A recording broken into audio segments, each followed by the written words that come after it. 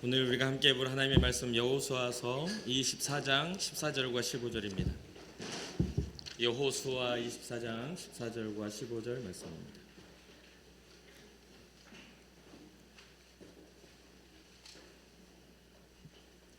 여호수아서 24장 14절과 15절 말씀 우리 한 목소리로 함께 합독하도록 하겠습니다. 그러므로 이제는 여호와를 경외하며 온전함과 진실함으로 그를 섬기라. 너희의 조상들이 강 저쪽과 애굽에서 섬기던 신들을 치워버리고 여호와만 섬기라. 만일 여호와를 섬기는 것이 너희에게 좋지 않게 보이거든 너희 조상들이 강 저쪽에서 섬기던 신들이든지 또는 너희가 거주하는 땅에 있는 아무리 족속의 신들이든지 너희가 섬길 자를 오늘 택하라. 오직 나와 내 집은 여호와를 섬기겠노라 하니 아멘. 어제 우리는 창립 70주년 홈커밍 데이를 이렇게 진행했습니다.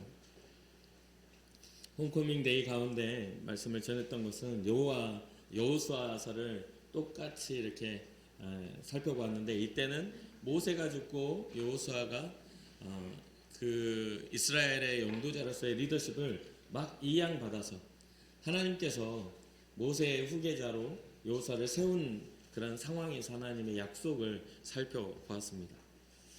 하나님의 약속을 받고 이스라엘의 지도자가 된 여호수아, 그가 어떠한 마음으로 어떠한 모습으로 그 이스라엘을 섬겨야 하는지를 하나님의 명령을 따라 살펴보았고, 그가 하나님을 의지하고 강하고 담대한 믿음으로 나아갈 그런 근거가 하나님께 있었음을 우리는 보았습니다. 여호수아는 어떤 사람입니까? 여호수아는 원래 본래의 이름은 호세아라는 이름을 가진 사람입니다. 그런데 모세가 그 이름을 바꾸어서 여호와의 구원이라는 뜻의 여호수아라는 이름을 지어줍니다. 헬라어 표기로는 예수라고 표현합니다. 여호수아의 삶을 요약하면 이 두 구절에서 우리가 여호수아의 삶을 살펴볼 수 있는데, 첫 번째는 여호수아 1장 1절, 여호와의 종 모세가 죽은 후에 여호와께서 모세의 수종자 눈의 아들 여호수아에게 말씀하여 이르시되, 하나님의 종 모세가 죽은 다음에 눈의 아들 여호수아에게 하기 전에 뭐라고 합니까? 모세의 수종자, 모세의 그런 따라다니면서 모세의 종처럼 행동하는 수종자라고 이렇게 표현을 합니다. 이 이스라엘 백성이 이집트를 떠나고 40년 광야 생활을 할 때에 이 모세는 40년 동안 이스라엘의 영도자로 이렇게 진행을 합니다. 그 40년 동안 여호수아는 모세의 뒤를 따라다니죠. 모세를 섬기며 살았던 40년, 그리고 이가 리더가 되어서 이스라엘의 모세의 뒤를 이은 그 나이가 85세 때에 이스라엘의 지도자로 세워진 이 여호수아, 85세의 지도자로 세워지고 110세에 하나님 앞에 부름을 받은 그러한 사람이죠. 그럼에도 불구하고 여호수아는 상당히 의미가 있는 사람입니다. 여호수아는 자기 자신을 포함해서 모든 이스라엘 사람들에게 하나님을 경외하는 그러한 모습의 표본을 보여준 사람이기 때문입니다. 그리고 두 번째, 여호수아의 인생을 살펴볼 수 있는 두 번째 말씀은 여호수아 마지막 장인 24장 29절입니다. 이 일 후에 여호와의 종 눈의 아들 여호수아가 110세에 죽음에, 모세의 수종자, 모세의 종으로 시작하여서 여호수아가 죽을 때는 여호와의 종으로 인생을 마무리한 이 인생, 이 인물, 굉장히 의미 있지 않습니까? 누군가를 서포트하고 누군가의 뒤를 따라다녔던 사람이 나중에는 하나님을 바라보고 하나님을 위하여 사는 사람의 그 마무리를 짓는 이라는 인생. 이 말씀을 토대로 우리는 여호수아의 흔적을 조금 살펴보면서 우리가 어떻게 믿음으로 나아가야 할지 그 방향과 또 그 길이 더 명확하게 보여지는 그런 시간이 되었으면 좋겠습니다. 먼저는 40년 동안 모세의 수종자로 사는 삶입니다. 이 여호수아는 이집트, 그러니까 애굽의 탈출 1세대입니다. 그렇기 때문에 이 하나님 앞에 범죄를 저지른 이 이스라엘 백성 중에 광야 생활 속에서 1세대는 다 가나안 땅에 들어가지 못해야 할 상황이에요. 모세도 들어가지 못했어요. 그런데 두 사람은 들어가죠. 누구요? 여호수아와 갈렙이 들어갑니다. 모세의 명령을 받아서 아말렉과의 전쟁의 선봉장이 되기도 했습니다. 출애굽기 17장에 보면 그 아말렉과의 전쟁의 선봉장으로 섭니다. 모세가 산에 올라가 하나님의 지팡이를 손에 들고 손을 들고 기도를 하면 이스라엘이 이기고, 그러니까 여호수아의 그 군대가 이기고, 손을 내리면 이스라엘에 지게 되었던 그런 전쟁, 아주 유명한 전쟁이기도 합니다.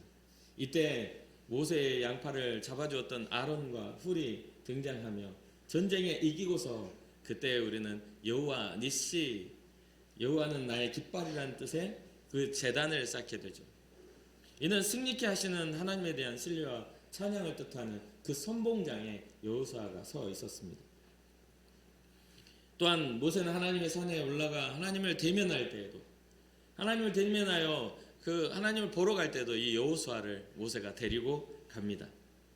하나님의 회막의 지킴으로써 하나님의 가까이 있었던 사람도 이 여호수아입니다.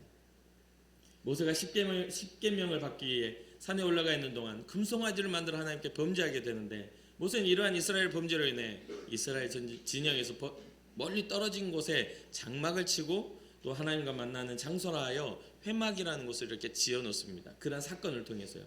이게 출애굽기 33장에 기록되어 있는 건데, 그리고 주님을 찾는 일이 생기면 누구든지 회막으로 가게 했어요. 주님이 거하시는 그 회막으로 가라. 그래서 이 회막을 주님과 친밀하게 만나는 장소로 선택하는데, 그런데요, 이곳을 지켰던 사람이, 이 회막을 지켰던 사람이 여호수아입니다. 아예 그곳에 자리를 잡고 거기에서 생활을 하였던 그런 사람이에요. 왜 그랬습니까? 바로 하나님과 가까이 함이 이 여호수아에게는 즐거움이었기 때문이었습니다. 주님 앞에 있기를 소망했던 사람, 주님 앞에 신앙을 지키고자 했던 사람. 또한 여호수아는 12명의 정탐꾼 중에 한 사람입니다. 여호수아와 갈렙이라고 하죠. 이 두 명의 정탐꾼은 긍정적인 하나님의 사람들.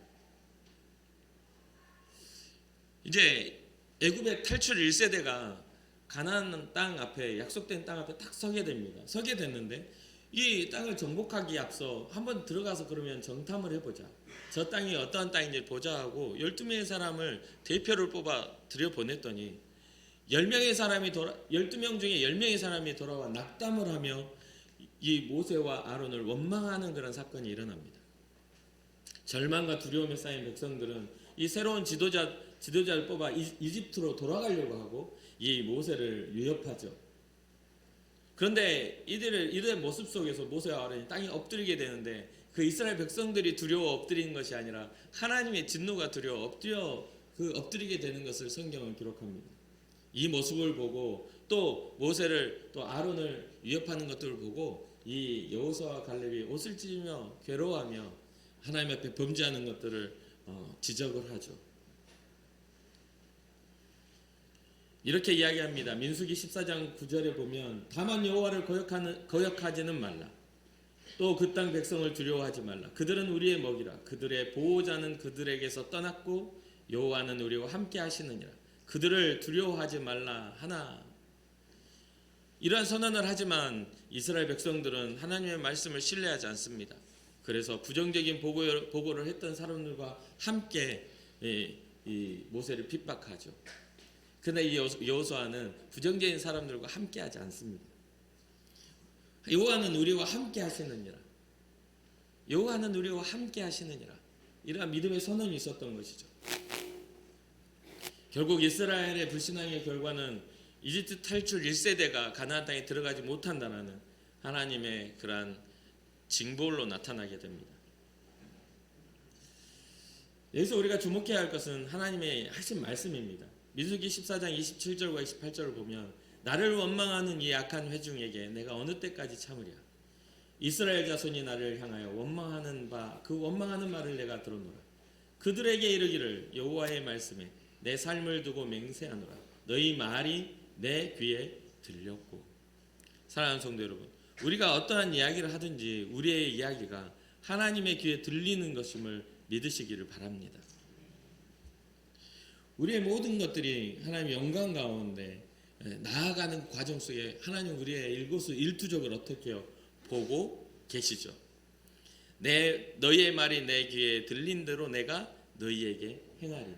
불평하는 자들에게는 불평의 대가를, 믿음으로 선포하는 자들에게는 믿음의 대가를 하나님이 허락하신다는 그런 말씀입니다. 그러니 사랑하는 성도 여러분, 우리의 말이 하나님에게 들리는 대로 하나님이 행하신다면 여러분들의 입술에 믿음의 말이 선포되어지기를 주님의 이름으로 축복합니다. 이스라엘 백성은 자신들이 이집트로 돌아가겠다는 이 말이 가져올 결과를 알지 못했습니다. 이집트로 다시 돌아가야겠다. 애굽으로 다시 돌아가겠다. 여기까지 와가지고 저 사람들 그 가나안에 사는 그 족속을 우리 이기지도 못할 저 무서운 족속 앞에 우리를 데려다 놓고 우리를 죽이려고 드냐고 그러는 그런 과정 속 하나님은 결국 그 이야기 때문에 광야로 다시 되돌려 보내시는 그러한 결과가 나타나고 말았죠. 믿음으로 선포했던 여호수아와 갈렙만이 가나안 땅을 약속받게 됩니다. 믿음의 고백이 얼마나 중요한 것인지를 우리에게 가르쳐주는 큰 교훈입니다. 이후에 이스라엘 자손은 40년 동안 광야에서 생활을 하게 되고 또 가나안 땅을 바라보며 모세는 죽게 되고 이제 이 여호수아에게 모세의 리더십이 이양되게 되죠. 모세의 죽음 이후에 하나님은 여호수아에게 말씀하시죠. 모세와 함께 하였던 것처럼 내가 너와 함께 하겠다. 여호수아서 1장 5절과 9절입니다. 내 평생에 너를 능히 대적할 자가 없으리니 내가 모세와 함께 있었던 것 같이 너와 함께 있을 것이며 내가 너를 떠나지 아니하며 버리지 아니하리니 내가 내게 명령한 것이 아니냐. 강하고 담대하라. 두려워하지 말며 놀라지 말라. 내가 어디로 가든지 내 하나님 여호와가 너와 함께 하느니라 하시니라. 주님이 함께 하시겠다라는 이 말씀처럼 우리에게 얼마나 이보다 더 큰 힘을 주는 말씀은 없습니다. 우리의 인생에 있어서도 우리 주님 우리와 함께 하실 때 우리를 위협하고 우리를 낙담하게 만드는 모든 문제는 그 예수 그리스도의 이름 앞에 다 무너질 줄로 믿습니다. 모세와 함께 하셨던 모습들 어떤 모습입니까? 보니까 모세와 함께 하셨던 것과 여호수아와 함께 했던 것들이 정말 겹치는 부분들이 좀 많아요. 첫 번째, 모세는 홍해를 가르고 여호수아는 요단강을 가르죠. 두 번째, 유월절 문설주의 어린 양의 피가 죽음의 사자를 건너가게 하고 장자를 살리고 여호수아는 기생 라합의 붉은 줄이 그 집을 구원하게 합니다. 모세가 보낸 12명의 정탐꾼 중에 2명의 정탐꾼만이 좋은 보고를 하게 되고 여호수아는 2명의 정탐꾼만 보내서 좋은 보고를 받습니다. 많은 숫자가 있어야 좋은 결과가 있다는 생각을 하지 않은 것이죠. 모세는 불타오르는 가시떨기 나무에서 하나님을 만나고 이집트 탈출기를 시작했다면 여호수아는 가나안 정복 전쟁 전에 여리고에 가까이 이를 때 여호와의 군대 대장을 만남으로 전쟁을 시작합니다. 모세는 출애굽 전에 유월절을 지내게 되고 여호수아는 정복 전쟁 전에 유월절을 지냅니다. 모세는 10가지 재앙과 하나님 보내주신 3가지의 표징, 지팡이가 뱀으로 손이 나병으로 물이 피가 되는 것들을 보이고 여호수아는 여리고성을 총 13번을 돌아 무너지게 되는 표징을 보게 됩니다. 광야에서 백성이 범죄할 때 모세가 중보기도 했듯이 이스라엘이 아이성 전투에서 아간의 범죄로 인하여 전쟁이 실패하고 주님께 중보 기도를 하는 그런 모습을 보게 됩니다. 그러니까 뭡니까? 비슷하게 하나님이 하시는 역사와 하나님이 이끌어 가시는 일에는 비슷한 일들이 일어납니다. 어떤 일? 믿음의 일들이 일어납니다. 무너짐이 아니라 세워짐이 일어나고 두려움이 아니라 담대함이 일어나고 누군가를 원망함이 아니라 그를 품고 기도함이 일어난다는 거예요. 이것이 바로 믿음의 증거입니다. 사랑하는 성도 여러분, 이러한 모습 속에서 보여지듯이 하나님은 이스라엘 백성이 하나님의 주권 아래에 살기를 바라고 계심을 잊지 마시기 바랍니다. 오늘날 우리에게도 이스라엘 백성과 같이 주님의 주권 아래에 살기를 바라시는 하나님의 뜻이 있음을 기억하시기 바랍니다. 오늘 본문은 여호수아가 나이가 많아 죽기 전 온 이스라엘 장로들과 수령들과 재판장, 관리들을 불러서 마지막으로 유언을 하는 설교입니다. 23장부터 시작돼서 24장에 이르러 이제 그러한 이스라엘에게 권면하는 내용이죠. 23장 3절에 너희 하나님 여호와께서 너희를 위하여 이 모든 나라에 행하신 일을 너희가 다 보았거니와 너희의 하나님 여호와 그는 너희를 위하여 싸우신 이시리니라. 여호수아는 하나님께서 우리 이스라엘 백성을 위해서 싸워 주셨다라고 선포합니다. 이스라엘이 힘이 있어서 전쟁에 승리한 나라가 아니라 하나님이 싸워 주셨기에 승리한 나라. 그래서 제가 목회를 하다 보면 종종 그러한 분들을 만나게 됩니다. 아유, 하나님이 안 하셨으면, 하나님이 하시지 않으셨으면 저는 이렇게 잘 살 수가 없었을 겁니다. 인생의 위기 앞에 하나님이 하셨다라는 것을 고백하며 그것을 간증하시는 분들을 만나요. 하나님이 하셨다고. 그리고 그런 위기 앞에서 그 엎드려 하나님 앞에 기도했던 사람들을 봅니다. 위기는 뭡니까? 마음에 절망을 주고 할 수 없다라는 그런 실패감을 줍니다. 위기는 뭡니까? 때로는 우리의 생명의 위태로움으로 우리에게 다가오기도 합니다. 그런데도 불구하고 그러한 것에 굴하지 않고 그 모든 주권과 생명이 주님께 있음을 기억하며 주님 앞에 엎드려 기도하는 사람들이 있더라는 거죠. 그렇습니다. 어떤 사람들은 아무런 기도하지 않고 노력하지 않아도 삶이 그냥 술술 잘 풀리는 사람들이 있습니다. 그런 사람들에게는 별로 그렇게 삶에 고민이 별로 없어요. 무언가를 하는 데 있어서 애를 쓰지 않아도 잘 되는 사람들이 있습니다. 그런데 보십시오. 이스라엘 백성이 있었다면 이스라엘 백성과 대치한 다른 민족도 있는 거 아니겠습니까? 이스라엘은 하나님을 섬기는 민족이었지만 다른 민족들은 다른 신들을 섬겼어요. 이집트 그러니까 강 건너에 있었던 이집트의 화려한 그런 수많은 우상들과 또 아모리 족속이 섬기는 그 신들에 대한 이야기를 오늘 본문이 하고 있지 않습니까? 만일 여호와를 섬기는 것이 너희에게 좋지 않게 보이거든 너희 조상들이 강 저쪽에서 섬기던 신들이든지 또는 너희가 거주하는 땅에 있는 아모리 족속의 신들이든지 너희가 섬길 자를 오늘 택하라. 우리는 뭔가를 선택할 수 있는 수많은 선택권 안에 우리가 살아가고 있지만 그 선택이 하나님이 되셔야만 진정한 복이라고 여호수아는 이야기하고 있는 것이죠. 사랑하는 성도 여러분, 여러분들의 선택은 무엇입니까? 여러분들의 삶의 고백은 무엇입니까? 이 여호수아의 인생의 마지막 마무리하는 고백처럼 여호와가 우리를 위해 싸우신 분이라고 그러한 말씀으로 그러한 선언으로 여러분의 신앙을 증명하고 계십니까? 그러면서 이 여호수아가 이스라엘 백성들에게 한 가지 이야기를 합니다. 그러므로 스스로 조심하여 너희의 하나님 여호와를 사랑하라. 사랑하는데 왜 조심하라고 말할까요? 스스로 조심하여 너희의 하나님 여호와를 사랑하라. 이 사랑이라는 것은 굉장히 우리에게 좋은 것을 주지만 때로는 우리에게 이 사랑이라는 것의 착각을 통하여 우리가 잘못된 사랑을 하게끔도 만듭니다. 하나님 우리를 사랑하시니까 내 마음대로 살아도 주님을 사랑하시니까 놓지 않으실 거야. 이러한 착각을 하게 만들어요. 진정한 가치를 주님 앞에 믿음을 드리지 않고도 나는 인정받아, 나는 보호받아, 나는 하나님이 사랑하시니까 라고 생각할 수도 있어요. 그러나 이 여호수아는 이렇게 이야기합니다. 그러므로 이제는 여호와를 경외하며 온전함과 진실함으로 그를 섬기라. 너희 조상들이 강 저쪽과 또 애굽에서 섬기던 신들을 치워버리고 여호와만 섬기라. 한 번 더 강조를 하죠. 이게 24장의 강조입니다. 그런데 23장을 보면 이런 말이 나와요. 너희 하나님 여호와께서 너희에게 말씀하신 모든 선한 말씀이 너희에게 임한 것 같이 여호와께서 모든 불길한 말씀도 너희에게 임하게 하사 너희 하나님 여호와께서 너희에게 주신 이 아름다운 땅에서 너희를 멸절하기까지 하실 것이라. 하나님이 선한 것도 우리에게 약속으로 주셨다면 하나님은 심판도 우리에게 이루시는 일, 하나님이 우리를 구원하실 권한이 있다면 하나님 우리를 심판하실 권한도 있다라고 여호수아는 이야기하고 있는 것이죠. 그럼 우리는 때때로 그것을 망각합니다. 우리가 마음대로 살아도 돼. 나는 내 마음대로 내 인생은 나의 것이니까 생각하지만 사실은 모든 시간과 모든 가능성과 모든 우리의 인생의 것은 그 소유는 하나님께 있다라는 것이 신앙자들의 고백입니다.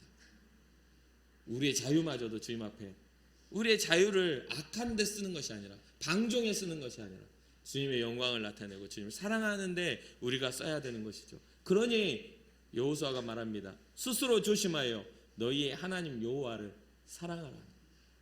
사랑하는데 조심스러움이 필요한 거예요. 가끔은 제가 우리 자녀들을 이렇게 키우다가 이제 친구 같은 아빠가 이렇게 되잖아요. 제가 너무 이렇게 가깝게 지내고 친구처럼 막 이렇게 해요. 그런데 가끔은 아이들이 이 선을 넘을 때가 있어요. 그럼 제가 그래요. 친구처럼은 하지만 친구는 아니잖아. 내가 널 친구처럼 대해주지만 네 친구는 아니야. 내가 네 친구였으면 넌 맞았어 나한테. 그러니까 이게 선을 넘으면 이게 무례함이 되는 거잖아요. 우리가 정해놓은 우리 하나님의 사랑이 있지만 그 사랑 안에서 우리가 자유로워야 되고 그 사랑 안에는 하나님을 향한 경외함이 있어야 되는 것이죠. 당연한 거 아니겠습니까? 사람의 이 권위와 명예도 그 지켜주는 사람이 있을 때 세워지는 거잖아요. 그렇잖아요. 사람이 와서 무례하게 대하면 그 명예와 권위는 세워지지 않습니다. 세워주는 사람이 있기에 그것이 든든하게 아름다워지는 거잖아요. 아무리 자세를 딱 잡고 있어도 아이고 이러고 지나가면 얼마나 기분이 안 좋겠어요. 그렇잖아요. 그러니까 우리가 하나님 앞에 우리가 하나님 앞에 드리는 신앙은 경외함을 담아야 됩니다. 그래서 우리가 하나님을 사랑하는 데 있어서도 조심스러워야 돼요. 혹시나 우리의 언행이, 혹시나 우리의 삶의 모습들이 하나님의 영광을 가리우지는 않을까? 혹시나 우리에게 주어진 이 은혜를 망각하여 하나님이 기뻐하시지 않는 일을 우리가 행하지는 않을까 고민해야 하는 것이죠. 그런 예성도 여러분, 여호수아의 이야기는 우리에게 큰 영적 교훈을 줍니다. 여호수아는 강압으로 강요하지 않았어요. 오늘 본문의 15절 아까 말씀드린 것처럼 만일 여호와를 섬기는 것이 너희에게 좋지 않게 보이거든, 너희 조상들이 강 저쪽에서 섬기던 신들이든지 또는 너희가 거주한 땅에 있는 아모리 족속의 신들이든지 너희가 섬길 자를 너희가 선택하라. 그것은 강요로 되는 것이 아니잖아요. 이제 죽음을 앞두고 나이가 들어 이후에 이제 여호수아의 죽음의 그 일들이 한 줄로 쫙 기록이 되거든요. 근데 그 죽음을 앞두고 이야기를 한다고 그거 말로는 대답을 하지만 그렇게 살아가는 것들은 선택이지 않습니까? 그런데 여호수아가 이런 이야기를 해요. 오직 나와 내 집은 여호와를 섬기겠노라. 너희들이 어떤 선택을 하든지 간에 나는 하나님 섬기는 것을 선택할 거야. 그러면서 23장과 24장을 여호수아서 23장 24장을 보면 하나님이 어떻게 이스라엘을 구원하셨는지에 대한 이야기들을 여호수아가 쭉 해나갑니다. 여러분, 우리의 인생에 있어서 이러한 여호수아와 같은 믿음의 고백이 있기를 주님의 이름으로 축복합니다. 오직 나와 내 집은 우리 예수님만 섬기며 살아갈 거야. 복음의 이름 붙잡고 내가 살아갈 거야. 아이들아, 예수 믿고 천국 가야 된단다. 예수님이 생명이란다. 예수님이 우리의 삶의 진리시란다. 예수님이 우리가 걸어야 할 길이시란다. 그렇게 말해줄 수 있는 우리의 신앙의 고백이 있기를 주님의 이름으로 축복합니다. 예전에 지금도 생각납니다. 춘천에 이제 작고하신 춘천 소영교회 이원호 목사님께서 그 권사 교육을 이렇게 시키시면서 그렇게 이야기를 하셨다고 해요. 권사님들이 연세들이 이제 많으셔서 이제 권사 교육을 시키시다가 적어도 권사 정도 되면 죽을 때 은혜롭게 죽으라고. 아이고 하다 죽지 말고. 그렇게 교육을 시키셨대요. 그러면서 뭐라고 했냐면 죽을 때 적어도 스데반처럼 천국은 좀 보고 죽어야 되지 않겠냐고. 자녀들을 위해서라도 천국이 보인다 하고 죽어야 되는데 나는 이렇게 못 죽어. 나는 이렇게 못 살아. 그래 죽지. 그러니까 그렇게 하면서 그러지 말라고 그렇게 했는데 그 교회 권사님 한 분이 진짜로 천국이 보이는구나. 죽음 앞에 서서 그렇게 하는데 그 목사님이 굉장히 그 감동을 많이 받으셨다요. 그래서 믿지 않았던 자녀들이 다 예수 안에 돌아오는 그런 기적이 있었다라는 그런 말씀을 하셨어요. 그 이야기를 제가 한 20년 전에 들은 것 같아요. 뭐 그렇게 더 길지 않고 더 안쪽이겠지만 오래전에 그 이야기를 듣고서 저도 그런 기도를 했었어요. 어떤 기도를 했냐면 주여 저에게도 스데반의 믿음의 눈을 열어주십시오. 하나님 보좌 우편에 서 계신 예수 그리스도를 바라볼 수 있는 믿음을 저에게 더해 주십시오. 오랫동안 기도하고 있어요. 사랑하는 성도 여러분, 우리가 소망이 없기에 주님을 바라보지 못합니다. 우리가 정말 하나님 나라에 대한 그 사랑의 소망이 없기에 우리는 매일 우리 눈앞에 보이는 문제만 바라보고 살아갑니다. 내 눈앞에 바라 보여지는 물질이 커 보이고, 내 눈앞에 바라 보여지는 명예가 커 보이고, 내 눈앞에 나에게 쾌락을 주는 그러한 것들이 더 커 보이는 그러한 인생을 살게 되는 것이죠. 그러나 그것보다 더 크신 하나님을 바라본다면, 오직 나와 내 집은 여호와만 섬기겠노라는 그러한 믿음의 고백이 우리 가운데 있지 않겠습니까? 그래서 저도 이 똑같은 이 고백하고 주님 앞에 가고 싶어요. 우리 아이들에게 오직 우리 집은 오직 예수만 섬겨라. 너희들의 인생을 주님 앞에 드려라. 이러고 인생이 그렇게 마무리하고 싶은 그런 생각을 합니다. 끝까지 잘했으면 좋겠어요. 중간에 어그러지고 중간에 실패자가 아니라 끝까지 성공할 수 있는 믿음의 성공자. 그래서 목사님이 그래요. 우리나라 목회자들, 대형교회 목회자들의 4명 중 끝이 좋은, 그러니까 마지막까지 잘 달려가는 사람은 4명 중 1명밖에 없다고. 나머지 3명은 다 어그러지고 이상해진다고. 그런 설교를 하는 내용을 잠깐 들은 적이 있는데, 저는 그 4명 중 1명이었으면 좋겠다는 생각이 있습니다. 끝까지 잘 달려가는 사람. 사랑하는 성도 여러분, 우리가 입술로만 하는 고백이 아니라 삶의 결단으로 고백하는 그 고백이 여러분과 저에게 있기를 주님의 이름으로 축복합니다. 그래서 예수 안에서 우리에게 주신 그 생명의 가치 안에서 평안하십시오. 모든 염려를 주님께 맡겨드리십시오. 앞서가시며 싸우시는 하나님을 신뢰하십시오. 그래서 주께서 일하실 그 길을 열어드리는 여러분과 제가 되기를 주님의 이름으로 축복합니다. 마지막으로 이제 70주년을 맞이했고, 앞으로 이제 100주년을 향해서, 어제 이제 우리 원로 장로님께서 이제 100주년을 이제 우리 박대성 목사님과 함께 했는데, 저 은퇴 그렇게 길까지 못해요, 목회. 20몇 년이면 이제 저는 끝내야 되는데 100주년까지 안 돼요. 30년 동안 못해요. 그러니까 시간이 별로 없어요. 하나님 앞에 주어진 시간이 별로 없으니까 더 열심히 살아야 돼요. 밤낮 아까워하며 살아야 돼요. 그래야 주님 앞에 설 때 안 부끄러워질 것 같아요. 사랑하는 성도 여러분, 주님 앞에 서서 부끄러운 우리 인생이 아니라 주님 앞에 서서 정말 최선을 다해서 잘 살았다고, 주님을 위해 주님과 함께 동행하는 삶에 즐거웠다고, 그런 어떤 마지막에 우리 가운데 그 기쁨과 영광이 있기를 주님으로 축복합니다.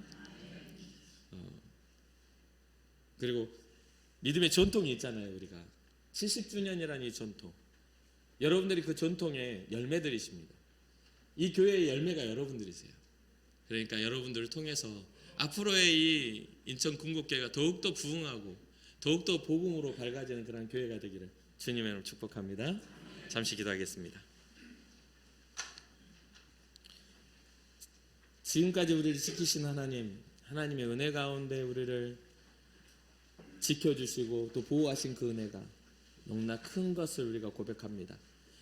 여호수아의 인생 가운데 모세의 종으로서의 40년과 또한 주님 앞에 부름받아 리더자로서의 25년의 시간 속에서 결국은 여호와의 종 눈의 아들 여호수아의 삶을 살 수 있도록 이끌어 가신 하나님, 우리가 우리의 인생이 지금까지는 죄의 권능에 사로잡힌 죄의 종이었다면 앞으로의 인생은 우리 주님의 성령에 사로잡힌 주님의 종으로 살 수 있는 은혜와 복이 우리 가운데 있기를 원합니다. 하나님, 우리와 동행하셔서 하나님의 영광과 온전하신 뜻과 섭리를 우리에게 가르쳐 주시고 하나님 기뻐하시는 선한 일들이 일어날 수 있도록 축복하여 주옵소서. 우리 인천 궁극교회를 복되게 하실 하나님, 이곳을 통해 영광 받으실 줄을 믿고 이 모든 말씀 예수님의 이름으로 축복하며 기도합니다. 아멘.